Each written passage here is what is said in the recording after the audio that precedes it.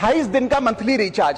साल में सर महीने 12 होते हैं, लेकिन 28 दिन की रिचार्ज के माध्यम से 13 टाइम्स रिचार्ज कराना पड़ता है।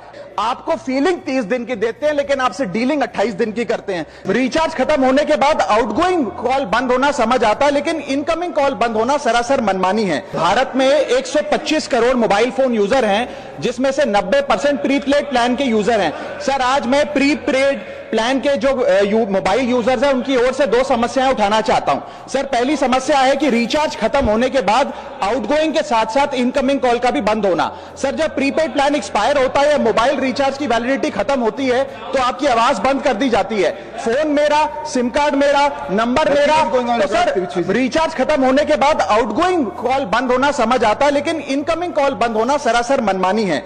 सर हमारा मोबाइल नंबर आज हमारी डिजिटल पहचान बन चुका है। एसेंशियल कम्युनिकेशन जैसे कि UPI payment, banking, OTP, train ticket OTP, PAN Aadhaar authentication, interview का कॉल, हॉस्पिटल का कॉल, मां बाप का गांव से कॉल, तमाम चीजें इनकमिंग कॉल और इनकमिंग एसएमएस से आती है, और वो इसलिए बंद कर दिया जाता है कि इंसान एक रिचार्ज कराना भूल गया। सर इनकमिंग कॉल बंद करना is not stopping of a service, ये हमारे राइट टू कम्युनिकेशन को स्टॉप करने जैसा है। सर जैसे आपका आधार कार्ड इसलिए एक्सपायर नहीं हो जाता कि आपने डिटेल अपडेट नहीं करी, या आपका बैंक का खाता इसलिए बंद नहीं हो जाता कि आपने मंथली डिपॉजिट जमा नहीं किया, या आपका वोटर आईडी इसलिए सस्पेंड नहीं हो जाता कि आप एक चुनाव में वोट डालना भूल गए, ठीक उसी तरह आपका मोबाइल नंबर इसलिए सस्पेंड और डीएक्टिवेट नहीं होना चाहिए कि आप एक रिचार्ज भूल गए। सर मैं सदन में फ्री आउटगोइंग की मांग नहीं कर रहा, फ्री डेटा की मांग नहीं कर रहा, लेकिन इनकमिंग कॉल फैसिलिटी की गारंटी होनी चाहिए। मेरी 3 स्पेसिफिक मांग है। पहली, प्रीपेड मोबाइल कनेक्शन में इनकमिंग कॉल और इनकमिंग एसएमएस कम से कम 1 साल तक कंटिन्यू रहे, चलता रहे from the date of the last recharge, ताकि एसेंशियल कम्युनिकेशन चलती रहे। दूसरी, deactivation of the mobile number after 3 years. ऐसा ना हो कि आपका मोबाइल नंबर किसी को आपका मोबाइल नंबर बंद करके किसी और को अलॉट कर दिया जाए। कम से कम 3 साल का ग्रेस पीरियड देना चाहिए from the date of the last recharge. And third demand, mobile operator should introduce a low cost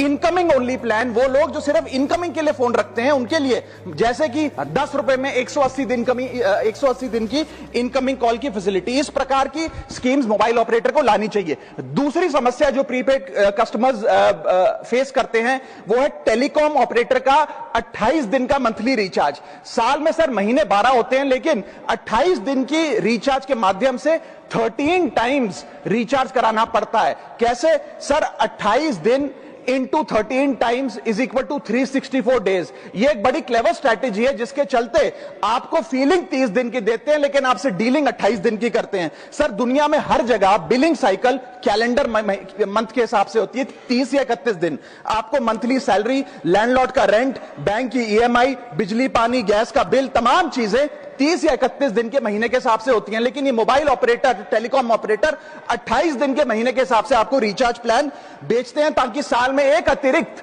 recharge आपको मिल जाए। मैं उम्मीद करता हूं कि इसे भी समाप्त किया जाएगा। घोष जी प्लीज।